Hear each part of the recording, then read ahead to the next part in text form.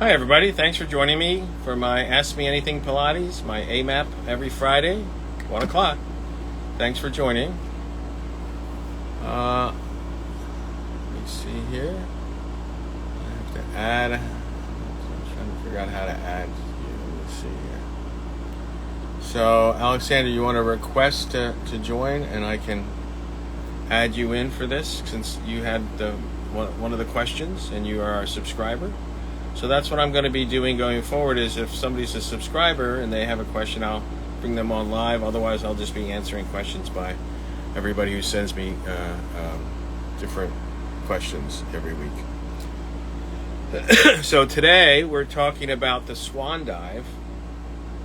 And then we're also going to be talking about the museum. Somebody asked questions about the museum. So I'm going to answer the questions about the museum as well. I'm trying to see how to add you here. Alexander, I'm not really sure how to do this. I think you have to ask.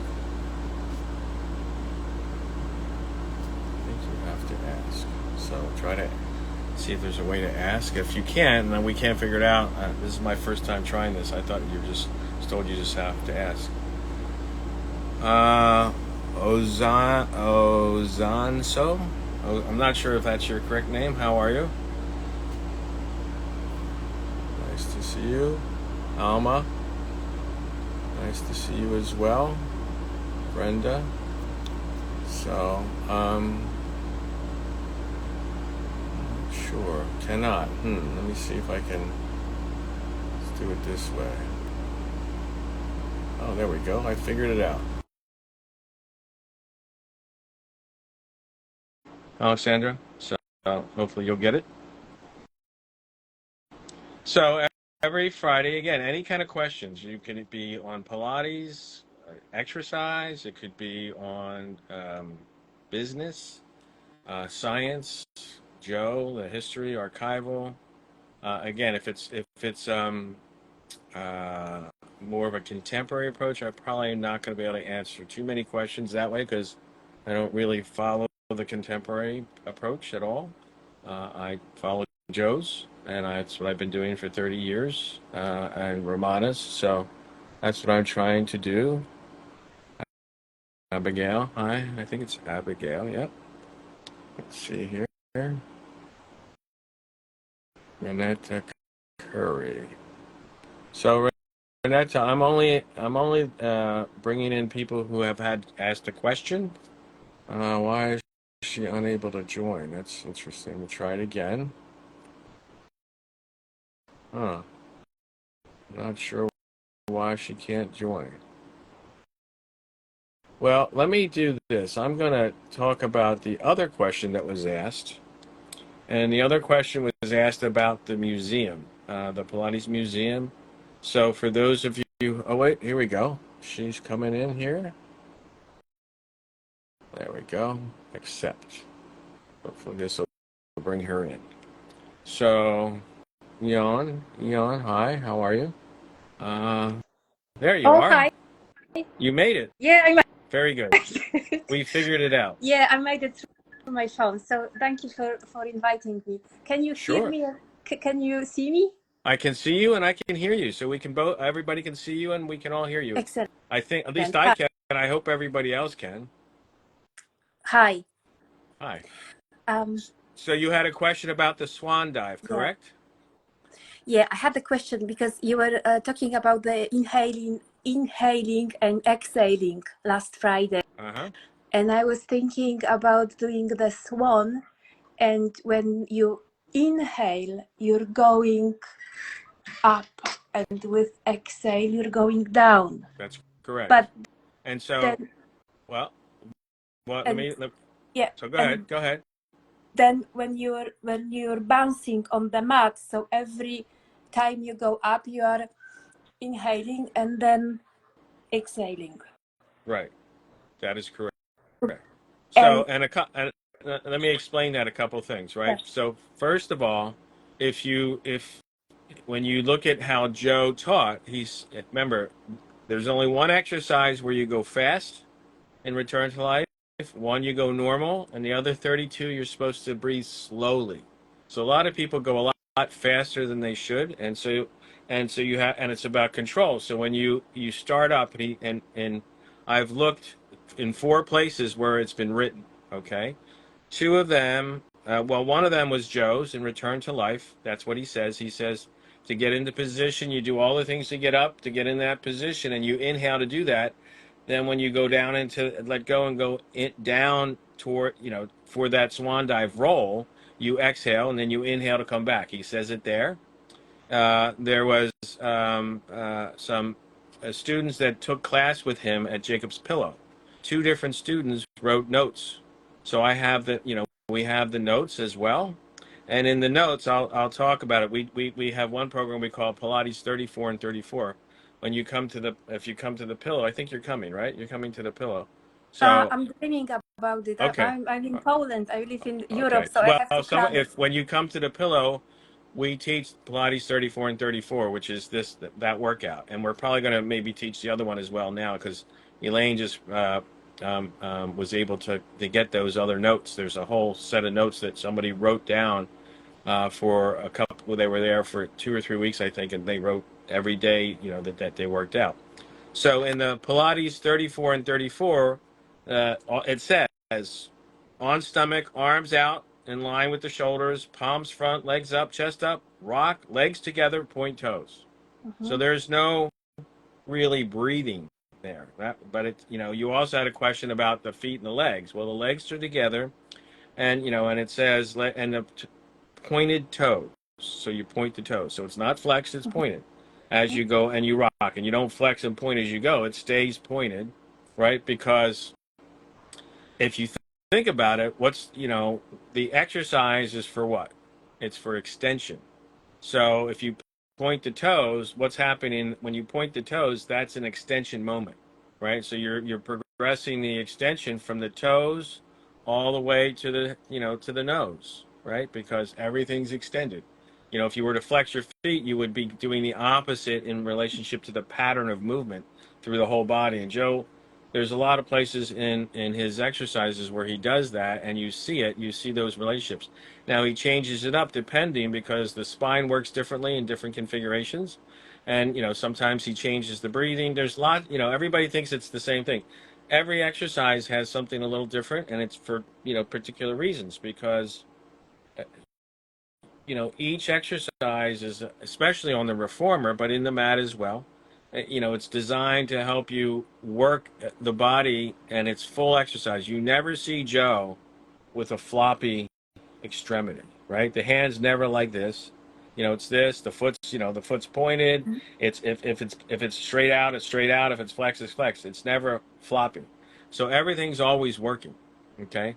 So then there's another set of notes from the 1940s, and it basically says exhale. You exhale as you rock forward. Yeah.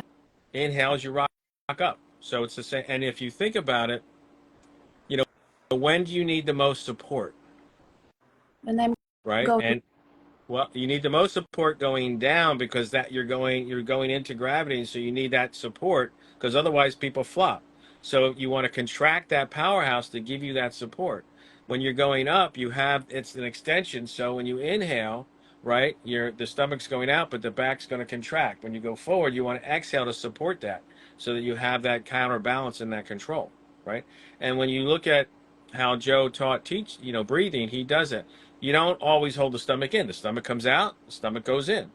It goes in and out depending on the exercise. And sometimes, depending on there's different exercises where he does different things with the breathing as well. So it's never set. It's never, you breathe in this way and you breathe out this way 100% of the time. It changes. Some exercises you have 2 full breaths. Some it's 1. Sometimes you inhale half and then you exhale quarter, or however you want to, double the exhale as the inhale, or sometimes the inhale is double the exhale. Sometimes it's triple. There's all these variables that he does so that you're not just learning to control the muscles for movement, you're also learning to control the muscles for breathing. And you're using the different muscles for basic breathing, and then you use the muscles for extension breathe, for accessory breathing, like when somebody starts to get emphysema or COPD and they're losing their lung function, they tend to start to use all these extra muscles to try to get as much space in the container as possible, to get as much air as possible. And that's an automatic response. But all those muscles can work as accessory or, to support and do more for the breathing. And that's what we do in Pilates a lot of times, is open up the rib cage, because that's the container, the spine and the rib cage. That's why we have 3 barrels. We do all this work to change that. So then in Return to Life, hold on, it says, inhale slowly, head raised upward, and he takes you through the whole thing to get into the position as you inhale. And then you see it says, exhale slowly as you rock forward, inhale slowly as you rock upward. So that's in Return to Life. In the manual I put together with Ramana, which is where classical Pilates started. Classical Pilates is named after Ramana because that's where it came, basically came from. And this is the manual that we put together, with Ramana for the teacher training. And in this, it also says, hold on, let me I gotta blow it up. I'm trying to avoid having to wear glasses, so I don't, I have to blow it up a little bit. So instead of wearing glasses. So, but maybe someday. All right, lie on the stomach, with your hands, palms, and legs together. So again, it's legs together, right? Push the chest up into the air, straightening the time, and lifting the head. Inhale. So again, as you go up, you inhale. On exhalation, release your hands, palms up, bring them straight forward within your peripheral vision, and rock forward, lifting the legs as high as possible. So again, it's basically saying the same thing. They're all slightly different, but it's inhale to come up, exhale, inhale, as you do the swan dive. Using the momentum, pulling the navel into the spine, inhale and rock the upper body back up, arching the upper back. Repeat 6 times. And it says here, keep the legs together as they are one, using the powerhouse to arch the back. So it's about keeping the legs together as well. Is there any possibility to buy that manual, or is it only No, for the the people? manual only comes if you get trained. Okay. I don't sell the manual Okay. because that's not, Ramana, that was Ramana's wishes. It was like, if you Okay. want this work, you have to do the training. That's how it is. And it's copyrighted. I've had to go after a few people who've tried to copy it and sell it, but Okay. so it's not, it's available, but you have to either do the bridge or Yeah. the teacher training. And So, I've got one more question when uh-huh. we are with the swan. Can you hear me? Yes, Yeah? I can. Yep. It's the hands, So the movement. there, Because there's a couple different versions of that, right? yeah, And if you look at if you look at Joe's pictures, and if you look, it's an imitation of the swan dive in swimming, right? When or divers do a swan dive. Well, when they go up, they don't go straight up. They go out to the side, and their hands are up to the ceiling, right? And it says, let me see if it says this here. Let me just check here real quick.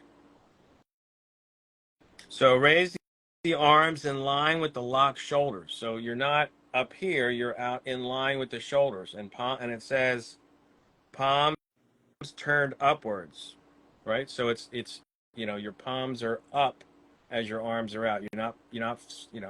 And if you look at Return to Life, turn palms upward, right? So he says the same thing in Return to Life, is what she taught at Jacob's Pillow around the same time, because Return to Life was published in 1945, and these notes are from the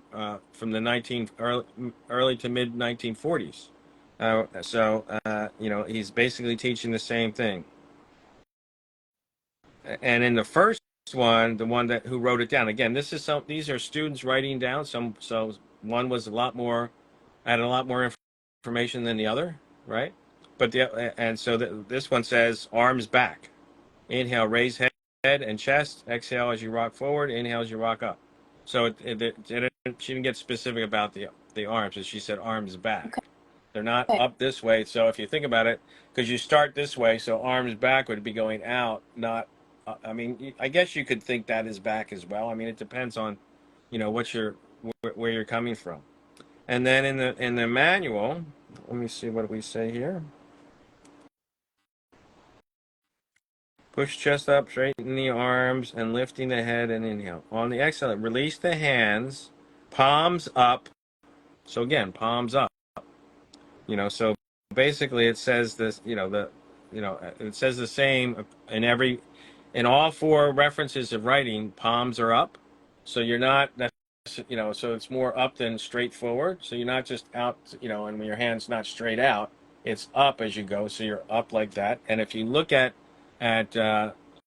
pictures of people who do swan dives, that's kind of what they do, and now there's also a variation where you go this way and then Mm-hmm. you go up this way, right? But where are your palms? So then if you're doing that, your palms have to turn and reach up. So that's another way to do that. It's also, that comes from partly, I think, because of when it's taught on the barrel for the variation on the reformer. You have two variations. You do it with the knees bent and the palms up and out this way. Then you go straight out and then you open up and go that way. So you have a way to do both variations. So it's been taught both ways, but I'm pretty sure up is more of a classical Romana variation because I've not seen, it doesn't say it in any of the writings, and I haven't seen pictures where it goes straight up like that in any of the archives. But I know that I trained with Romana. We spent 13 years working with the certification program, and that it was taught both ways. It was up because one of the things that she did with that is that when you do the swan on the barrel with the knees bent, that's being able to walk back and grab the wall Mm-hmm. and walk down the wall. And you can't do that with your arms out to the side. You have to be here, right? And your palms are up. So when your palms are up, then you can walk down and back, right? When you do the second part of the swan dive with the legs straight, unless you're like Corolla and a contortionist, you're not going to get your hands on the wall because when you keep your legs straight, it's only coming from the lumbar spine. And most people do not have that kind of flexibility in their lumbar spine.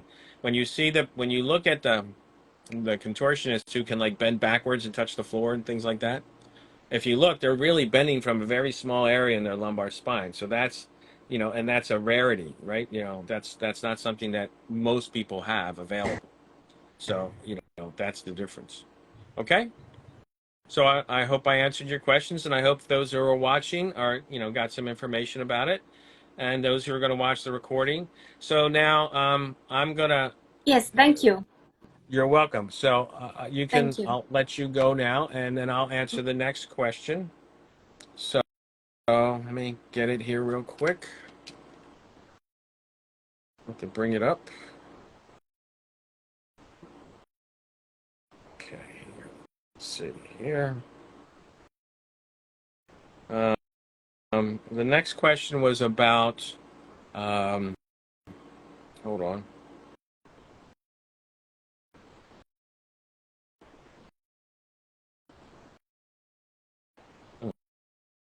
Where did it go? There it is.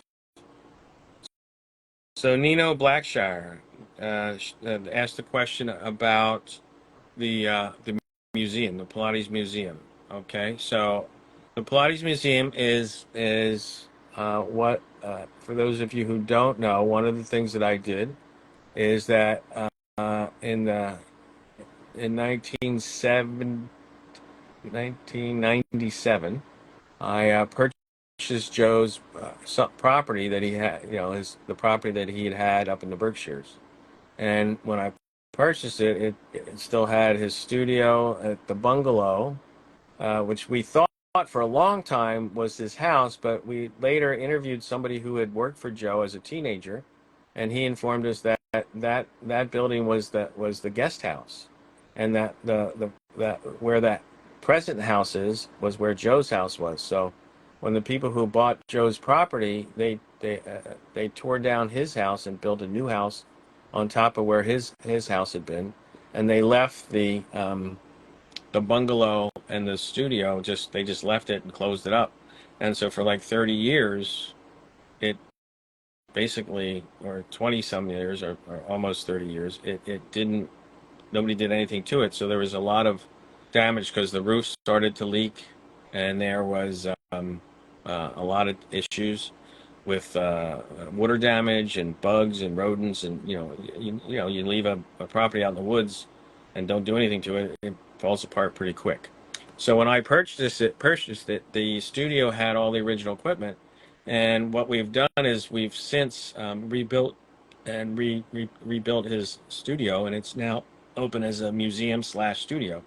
So half the studio has his original equipment, the clawfoot reformer, his original Cadillac, the massage table, some chairs, high chair, a lower chair that was almost a high chair, not a wonder chair per se, or if it was a weird shaped one. It wasn't like the more current one that we see, and a bunch of other things as well. So that's now one side, and the other side I have the equipment that was from some of the equipment that was at Drago's when Romana was there. One of the reformers, one of those true Pilates reformers, and I have the Cadillac, which was the Cadillac that was made for when Romana and the company that owned the Pilates business moved, and when they moved, they had low ceilings, so Romana had Gratz make a low Cadillac with no legs because you couldn't do any of this, like the candlestick and things like that on it when it was raised up. She later, when she got it back, she later had Gratz make legs for it so that you could take them off and put them on. But it came in handy because Joe's Cadillac in the museum uh, is high, and the ceiling is low, so you can't do that. But now that I've put that Cadillac and took the legs back off again and put it in the studio, you can do the exercises, the candlestick and such.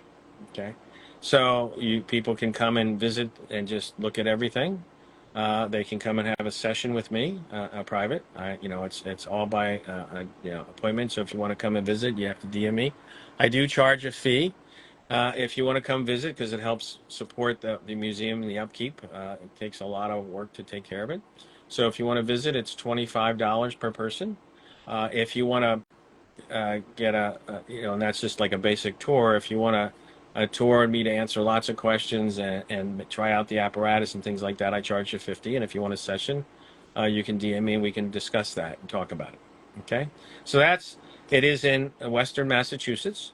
It's 2.5 hours from New York. I just had somebody contact me saying that they wanted to come visit they're going to be in New York City and they want to come visit the museum. And I explained to them it's a 2.5 hour drive from New York City to where the museum is. And so they were, a little upset because they really were looking forward to coming, but it doesn't fit in their itinerary to be able to take a trip that far from the city. So if you're going to New York, you'd have to rent a car because there's not really a direct train. I think there's a train in the summertime to Pittsfield, but that's still about a half-hour drive away. And I guess you could get an Uber or something like that if you wanted to come that way. So, things to think about. So that's big. The museum is, and it's I have Joe had a sign-in book in his studio. I put a new sign-in book there for people to sign in. If you are going to come visit, one of the things that I've done that is unique for that studio, for that museum and studio, is I have the door and window frame wall of fame, right? So if you're coming, if you bring a little tchotchke, little something from whatever city, state, country you're in, I hang it on the door frame. The door frame's almost full, and one of the window frames is starting, but I have 10 window frames, so hopefully, and I guess over time, if there's that much, one of the things museums do, they have collections, so we may, rotate it through, but if you want to come visit and leave a little something from where you're from, bring it, and we'll hang it up there, and you can take a picture and all that kind of stuff. So I'm trying to make it so that people can come and visit and really enjoy the actual history of Pilates that you can do. Can we visit the museum the whole year? No, you can't.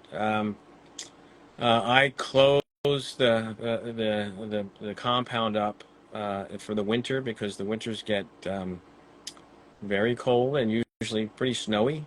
and the driveway is about 900 feet long, so it's a long driveway, and it's very expensive to plow it. You know, every time you plow it, it's almost $200.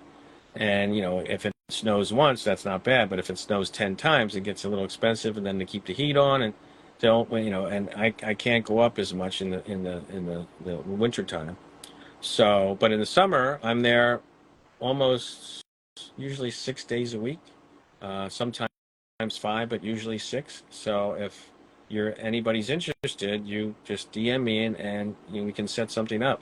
Well, you know, one of the other things that some teachers have done is they've brought their, if you're within driving distance, and I have one teacher that's, you know, her client and her, they're flying. But you know, you can bring your clients and they can come and I'll give them all a tour. They can also come and have a session, and then the teacher has a session. So it's really a fun thing to do. Thanks, Rachel. Rachel has been a couple times, and she was one of the first. Wasn't the first, but one of the first to work out from June to usually it depends on, again, it depends on the weather, either April or May, if it's when the snow melts. So if the snow is fully melted, then I start going up, and it won't be, usually it's for a couple days a week, and then when it comes to June, July, and August and September, I'm usually there almost, you know, like I said, usually 5 or 6 days a week. And then at the end of September, we have the Pilates at the Pillow, which is our yearly conference that related to historical and archival apparatus and exercises, and usually. This year is going to be the reformer, so we have the clawfoot reformer. We have a lot of different Gratz apparatus from different decades. I did make equipment from you know, the late 1990s to the mid to late 2000s, and I made clawfoot reproductions. So I have a couple of those, but they're a little bit bigger. I made them. The ones that I have are the ones that are the 90-inch because of they had a jump board because that's what Romano wanted. So we're doing the reformer this year. I'm doing Joe's breathing. That's one of the things I'll be doing, but I dig into the science of his time and our time and show how he really was ahead of his time, right, when we do that. So that's one of the things that I do. And so if you're a comprehensively trained teacher with 400 to 600 hours of certification training, you can apply. And, you know, if when you come, one of the things that we do on the Friday night is we do a tour. So everybody who comes, they come to the Pillow, they check in, we do different things, and we go over to the museum, and I do we do a tour of the property. We have a lot more information after we've, you know, Paul Allen, who was the man that we interviewed, that told us what the property was really like when he was a teenager, so we have a much better idea. We talk about that more. There are some things that we didn't know before. Now, you know, it keeps changing because we keep learning more and more about history. And then we take you through the bungalow, which needs to be redone. It's in total disrepair. The roof caved in. That's the next project that we're going to be working on. We just spent. I have every last Sunday of the month in June, July, and August, I have the volunteer workday where people come and help me volunteer to you know, to conserve and restore and do what we need to do to maintain, you know, the history. So what we did this past Sunday is that there's two big white stone pillars with lines on top, and on the base, the foundational base, we're pulling away and filling it dirt, so we had to rip them all out, very heavy, you know, and then we put them all back in and cemented them and tried to make it so that they won't do that, and hopefully it'll be good for another 20 or 30 years. So those are the kind of things. How did the museum originate? Well, again, the museum is Joe's original studio in the Berkshires. Joe in the late 40s started to, you know, Joe taught at Jacob's Pillow Dance Festival. And he taught his methodology because Ted Shawn believed in his work and practiced it quite often. And especially whenever they were in New York City, they would go to Joe's studio. So he had him there. And Joe kept trying to talk Ted into, he said, you know, forget this dance. Let's turn this into a health camp, you know, instead of a dance camp kind of thing. And Ted wasn't having it. So Joe went around the corner, bought 56 acres. He built these two big 6 foot huge pillars, and he had a nice small little house. But he also built up on a big rock, because at Jacob's Pillow, there's this big rock that they call Jacob's Pillow, because the road, Route 20, coming from Boston, was called Jacob's Ladder Road, because it winded back and forth, right? So it went back and forth. So that was the name of the road. It's called Route 20, but it's also called Jacob's Ladder Road. So Ted Sean he had this big, kind of flat, kind of big rock, so he called it the Pillow. Well, Joe built his studio on another big rock, and he called it Jacob's Bed. So that was one of the things that he did. And so he built that, and he had, it was a full studio. He had people coming up, and, there's pictures of Corolla Trier there and different things, outside. There's the deck, all the different aspects. So one of the things that I did when I bought it, when I originally bought the property, I went to the owner and I said, I'll buy the equipment, but I'm not sure I want the property. And the owner came back and said, if you want the equipment, you got to buy the property. And in hindsight, I'm glad I did, because if I hadn't, basically the amount of disrepair it was in and how bad it was, I'm pretty sure that it probably would have been, it would have fallen apart, and they probably would have torn it down, and it would have been gone. So one of the things that I did when after I bought the property, one of the first things I did is that I went up onto the roof and I stripped it myself, all by myself. Those 90-pound bundles of shingles I did all myself. I went up, I stripped it, I papered it, and I put the shingles back on, and when I took the paper off, half the wood on the roof was rotted, so I had to rebuild the roof, literally rebuild the roof. And then I papered it and put the shingles back on, so it has stopped all the water damage and the leaking that was going on. And then over time, it took me almost 20 years, more than 20 years, to get it fully restored. And I had a lot of breaks, and I had a family and kids and other things. So, but basically, I rebuilt the deck. I had help with that. I had somebody come and help me rebuild the deck. And then I stripped out the inside, and we gutted the inside, and all the and there was again a lot ants eating the wood, all these different things.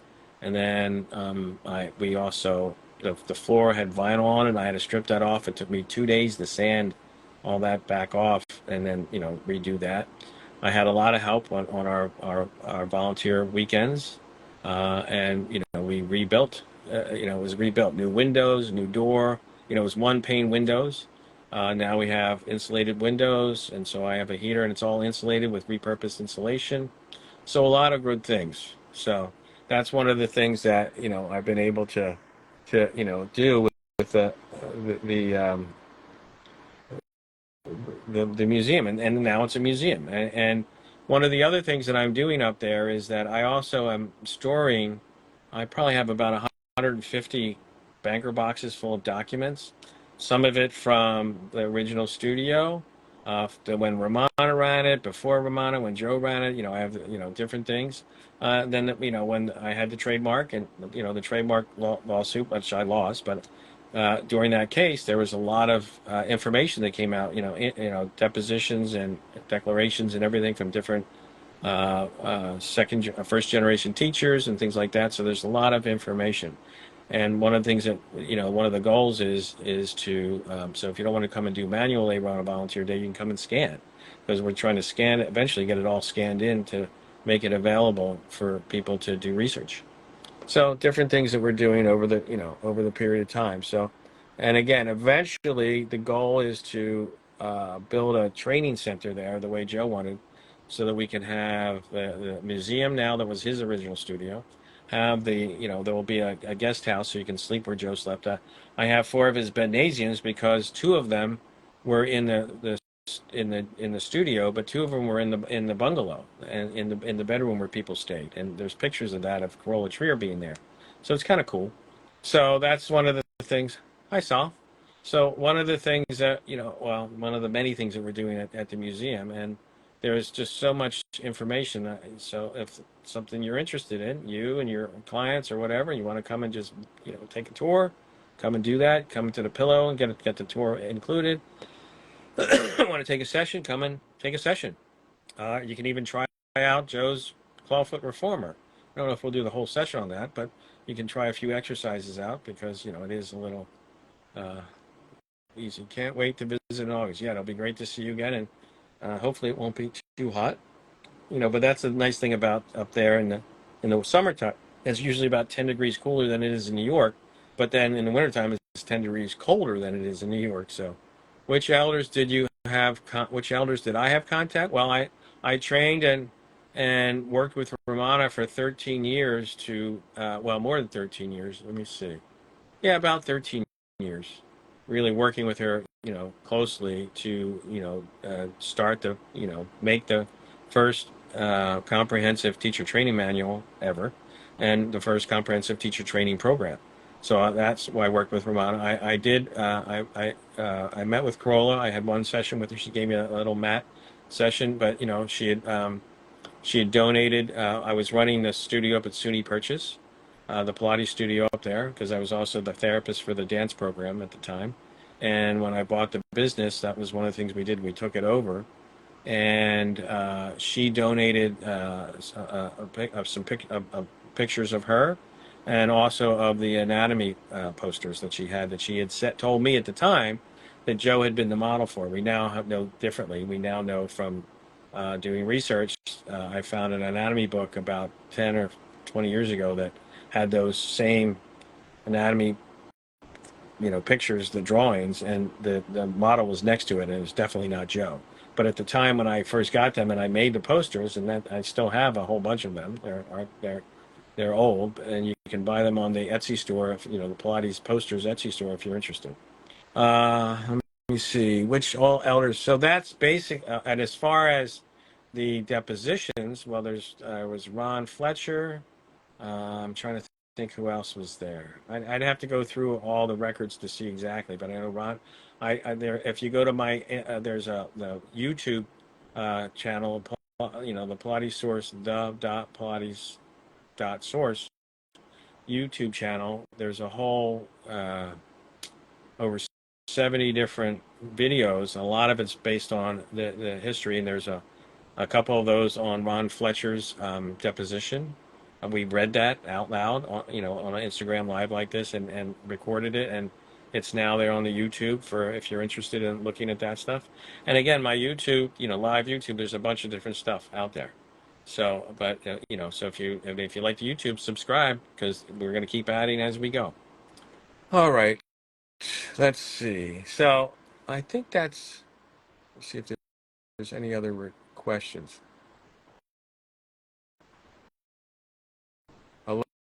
Hello from SM Dog Shelter and Rescue. Hi there. You're from all the way from Africa. Wow. Okay.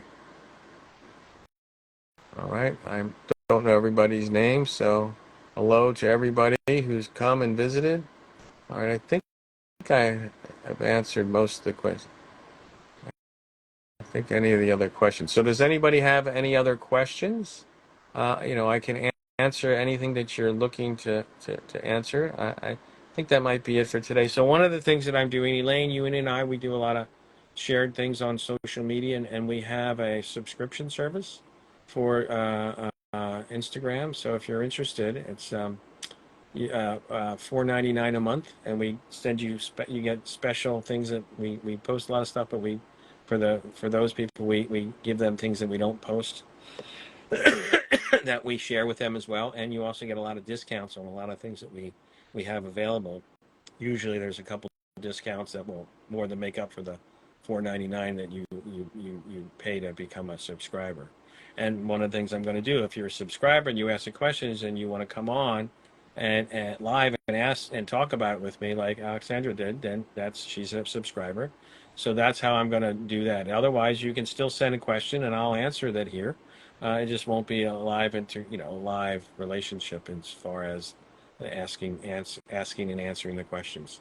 Okay, so that's the other thing, and I think that's it. So, and again, I teach on Tuesdays. I teach 2 classes virtually. I teach my Balanceology, which is not Pilates, It's on, it's balanceology, retraining and training for balance, right? Because balance is something last thing we gain, and it's the first thing we start to lose.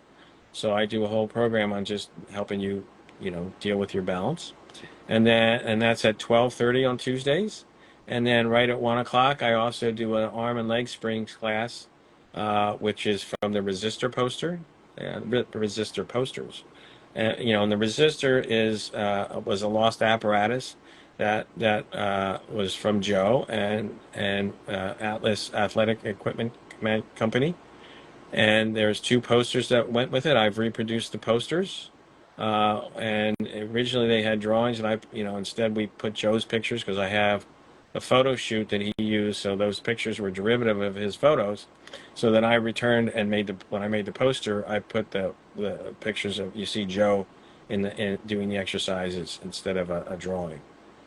So that's one of the things that we do, and you can buy the posters and follow along if that's something you're interested in. And you don't need a resistor. You can still do it on a wall unit or a Cadillac. It's all basically arm springs, leg springs, and a head strengthener.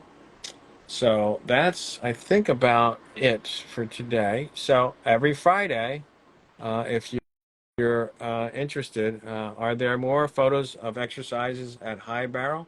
There are not that many high barrel exercises. They're just not. There are a few archival pictures of the barrel, and the barrel that in the archives is similar, but there's quite a few differences between that and what's available today. So yeah, there's not that many that we know of, at least in what Joe left, that I have. And if they're somewhere else, I don't know about them. That doesn't mean they might not show up at some point, because we keep finding new things all the time. Elaine is very astute and somebody who knows how to do research very, very well.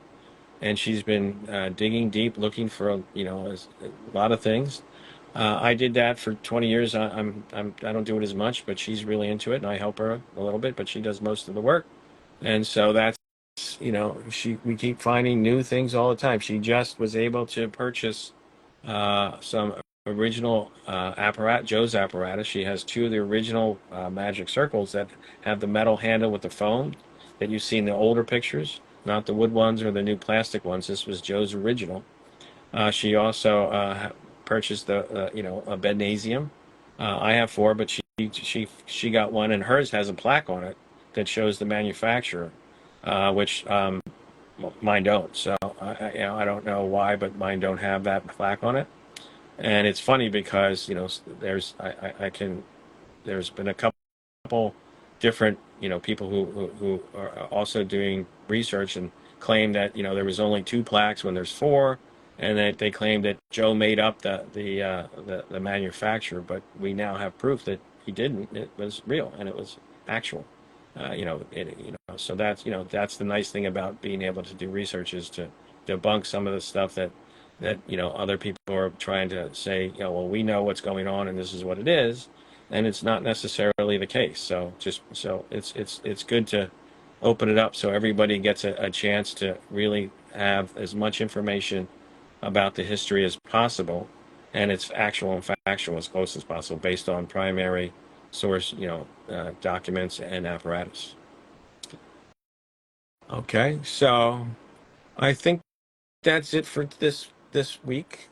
So again, if you have questions, and again, any kind of question, please DM me. If you want to subscribe and be on live, then subscribe and send me DM questions, and I will try to answer as many as I can, as best I can. Okay, so, and again, it could be, how to do an exercise, why to do an exercise. I never met Joe, so I can't say, well, Joe wanted it exactly this way because he told me this. I can tell you some of that based on for classical, because I spent so much time with Romana, working on the teacher training, being there during the teacher trainings with her, filming those. That's what the Romana tapes are. Oh, so that's one other thing. If you're going to be in Rhinebeck, New York, or around that area, upstate New York, on August 4th, we'll be doing another Ramana tapes workshop. This one will be on the hip. She did a bunch of. She allowed us to film her in the very beginning in the early '90s, and then she stopped. But she did in the early '90s, and she did a couple, lectures, workshops, about 2 hours. They're about 2 hours on how to use the system for different problems in the body, like a hip problem or shoulder back problem, a knee problem. So those are there, and then there's also teacher training and other things that we've done that we did with her. So that's the Romana tape on the hip is coming up. Then it's live. She did not want it to be used any other way. She didn't want me to make videos and sell them. So I'm not going to do that. I'm not going to put them out there for people.